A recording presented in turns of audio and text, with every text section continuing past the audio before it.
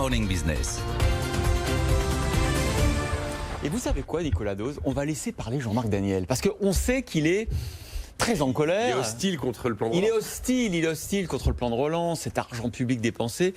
Mais pourquoi vous êtes vraiment hostile? Parce que nous on aime assez bien ce plan de relance. Ah oui, ça m'inquiète que vous aimiez ça, c'est bien. C'était juste un état des lieux quand même. D'après l'OCDE, entre 2019 et 2021, la dette publique de la France a augmenté en points de PIB de 16 à 17 points de PIB. Il n'y a qu'aux États-Unis qu'on fait plus, où elle va augmenter de 25 points de PIB. Donc vous avez un saut colossal de dette publique. La question qui se pose, c'est pourquoi? À quoi ça sert? Alors le plan de relance, c'est une espèce de catalogue de mesures. Il y a 68 mesures dans le plan. Et vous vous mettez à la place du restaurateur à qui on est en train de dire que les gens vont pas pouvoir rentrer dans son restaurant, qu'à 23h ça va être fermé, qu'il faut continuer à porter des masques en cuisine qui étouffent plus ou moins le personnel. Et vous lui dites, mais on a la solution, on a une bonne nouvelle. On va appliquer les mesures de la COP 21, on va relancer le ferroviaire et verser de l'argent pour développer l'hydrogène. Mais on lui dit aussi, on va faire des prêts garantis, on va vous aider, on va mettre vos salariés en chômage partiel, tant que l'épidémie est là. Oui, absolument. Et donc le problème est de savoir combien de lièvres on court. Mais il faut courir un seul lièvre à la fois. Et je pense que le seul lièvre à couvrir, c'est celui de rétablir la capacité de production du pays. Et rétablir la capacité de production du pays, c'est déconfiner le pays, reconstituer les fonds propres des entreprises et ne pas se disperser dans des mesures plus ou moins démagogiques et plus ou moins dans l'air du temps pour essayer d'obtenir l'assentiment d'un certain nombre de porteurs d'opinion. Concrètement... Vous parlez de l'écologie? Oui. Concrètement, à l'heure actuelle, les entreprises sont surendettées en France. Déjà avant la crise de la Covid, elles étaient surendettées. Les entreprises ont subi pendant 55 jours l'incapacité de produire, donc ont subi effectivement une érosion de leur trésorerie et de leurs fonds propres. Et donc ce dont ont besoin les entreprises, c'est pas qu'on rétablisse des trains de nuit, c'est qu'on rétablisse leurs fonds propres. Et donc il y avait une seule mesure à prendre, c'était de supprimer les impôts qu'elles doivent quand elles ne produisent pas, les célèbres impôts de production.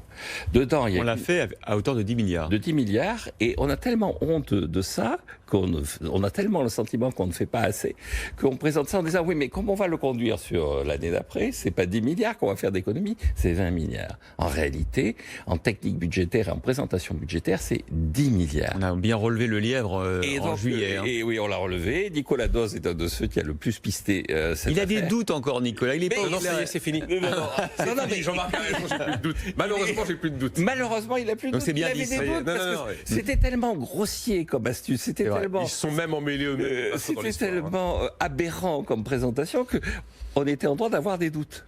Et donc la seule mesure qu'il aurait fallu prendre, si on doit consacrer... c'est de supprimer les 70 milliards d'euros d'impôts de production. Exactement. Bon, il est assez convaincant quand même, Nicolas Dose, sur l'état... Alors c'est une vision un peu pessimiste, mais l'état des entreprises françaises en termes d'endettement. En fait, il n'a pas du tout dézingué le plan de relance, Jean-Marc Daniel. Il dit qu'il fallait aller beaucoup plus loin dans un domaine, et là je suis totalement d'accord avec lui. Moins 10, on aurait bien aimé que ce soit les moins 20.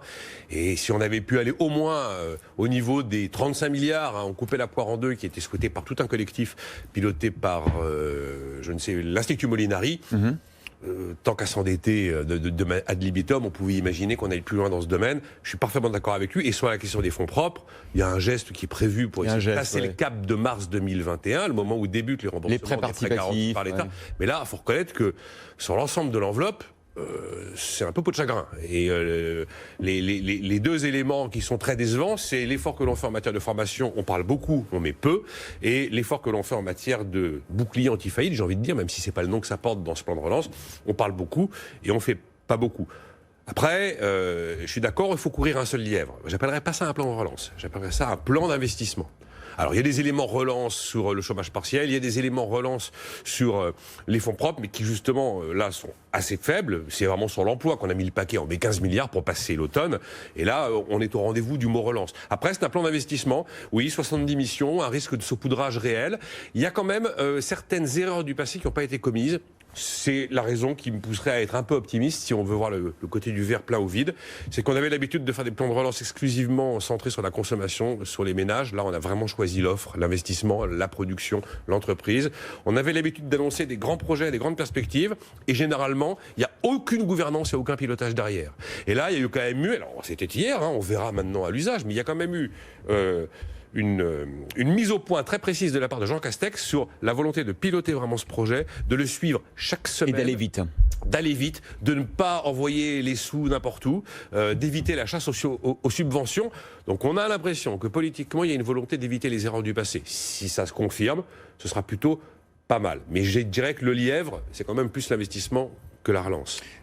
Non, juste une remarque par rapport à ça. Il y a un côté un peu vintage dans tout ça. Donc, Nicolas vient de le dire, on rétablit un commissariat au plan. On nous avait parlé de réactiver la ligne du FDES, qui existe encore. Bon. Donc, on revient à la 4e République, puisqu'aujourd'hui, c'est l'anniversaire de la 3e République. La 3e République a 150 ans aujourd'hui. Tous les gens qui prennent le métro à 4 septembre doivent savoir que c'est parce qu'il y a 150 ans, on a proclamé la 3e République. Eh bien, dans le programme de la 3e République, il y avait la réduction de la dette publique. Alors, tous ces gens qui parlent de République, puisqu'ils sont attachés au passé, qui se réfèrent plutôt à la 3e qu'à la 4e République et qui pensent véritablement à la génération future au travers de la dette. Le Au débat. Trésor, je me poserai pas cette question, notamment quand je vois ce qui vient de se passer à Jackson Hole avec la Fed. C'est ça que là c'est pas division 70. Jean-Marc Daniel, Nicolas Dose s'oppose sur le plan de relance.